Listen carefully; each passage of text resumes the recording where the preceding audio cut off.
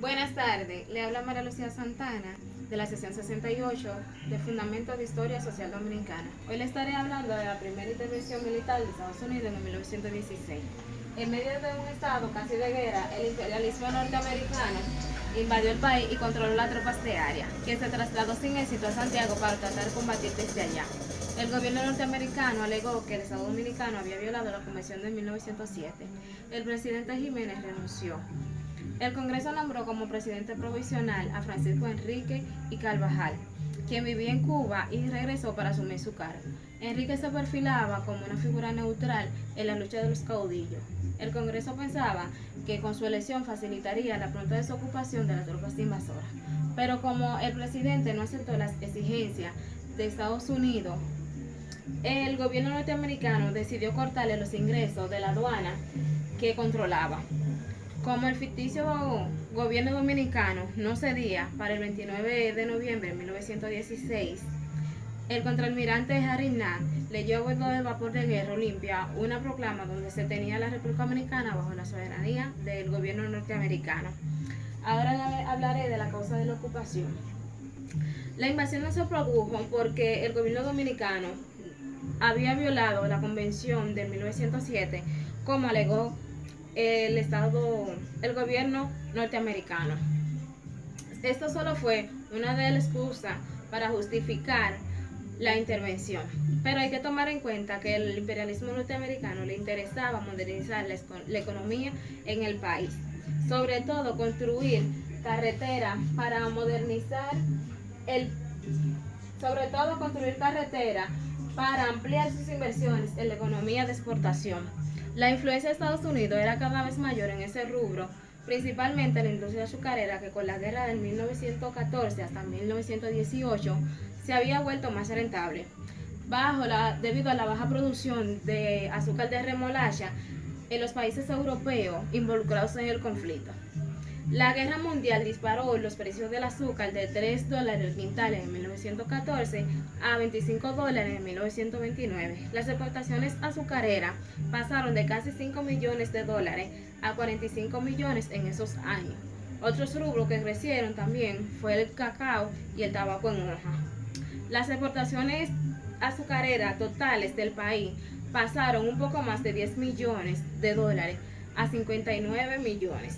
Esos fueron los años de la llamada danza de los millones.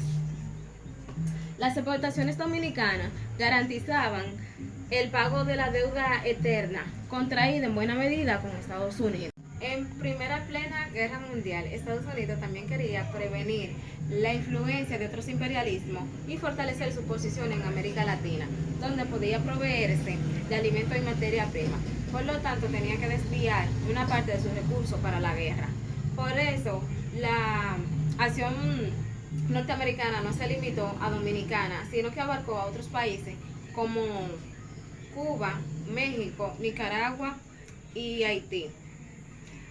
En Dominicana, el imperialismo norteamericano entendió que había llegado la hora de desplazar definitivamente los países europeos, principalmente Alemania, que corría con el 20% del comercio de exportación e importación en Dominicana. Esperaba que una parte mayor de las exportaciones dominicanas fueran al mercado norteamericano, donde se requería debido a las necesidades de la guerra, y se lograba además que las importaciones provinieran de Estados Unidos, como ocurrió justamente para los años 1917 y 1919. Se importaba de allá el 90% de los bienes. La acción dominicana fue la salida que encontró el imperialismo para imponer el orden que los grupos de políticos criollos no lograron establecer. Para el imperialismo de ayer y hoy, el mercado donde invertir y generar ganancias es vital. Ahora les estaré hablando de las principales medidas del gobierno invasor. Una de las primeras medidas fue imponer el orden. Algunas medidas.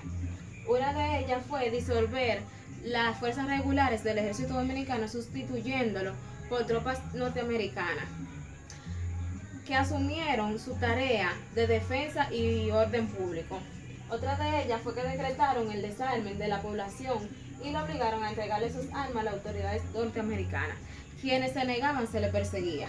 Otra medida fue el impulso de la economía. Se tomaron varias medidas para que el Estado fuese más eficiente e impulsara el desarrollo de la economía. El Estado se hizo cargo de algunos servicios, como la salud y la educación, porque había que formar una mano de obra que se requería para las inversiones de compañías capitalistas que se estaban fomentando.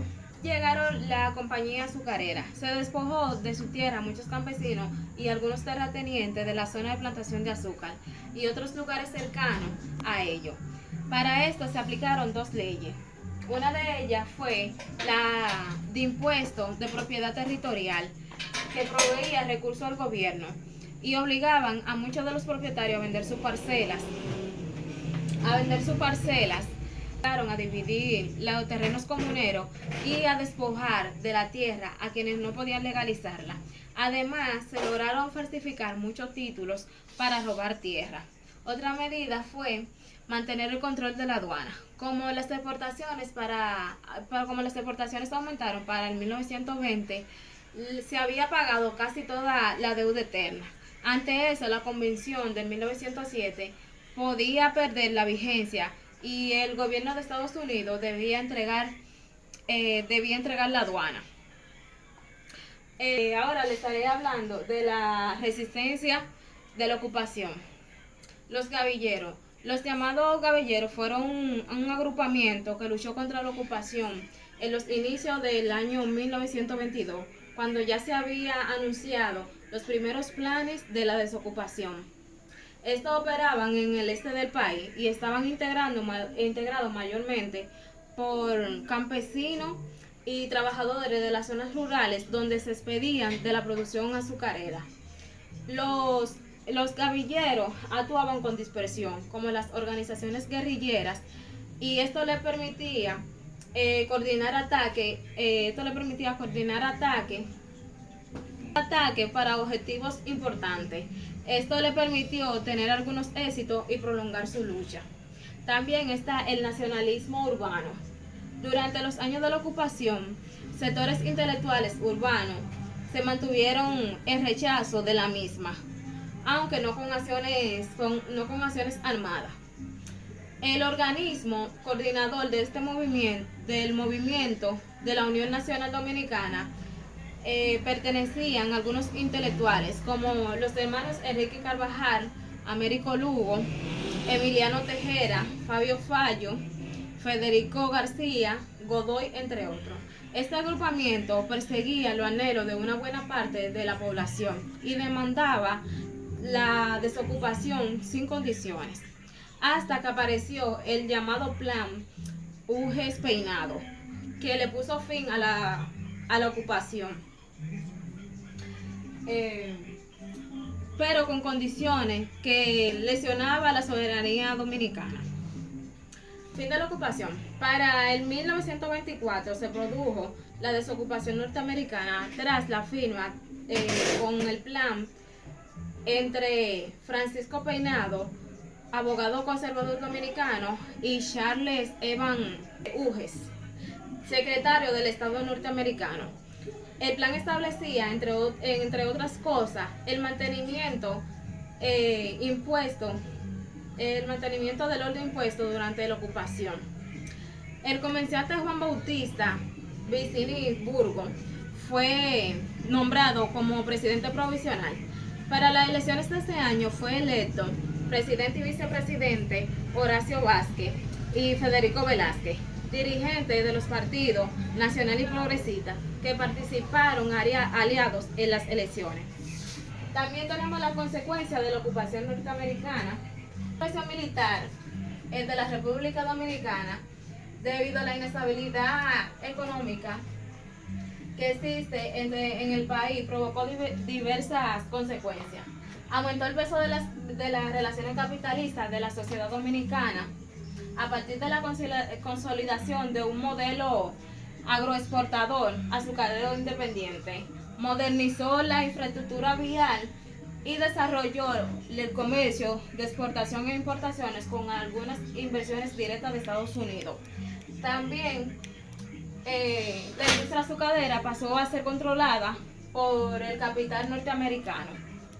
Para finalizar, hemos recorrido juntos un viaje a través de lo que fue la primera intervención militar de Estados Unidos en el 1916, su causa, su medida, su resistencia y su consecuencia.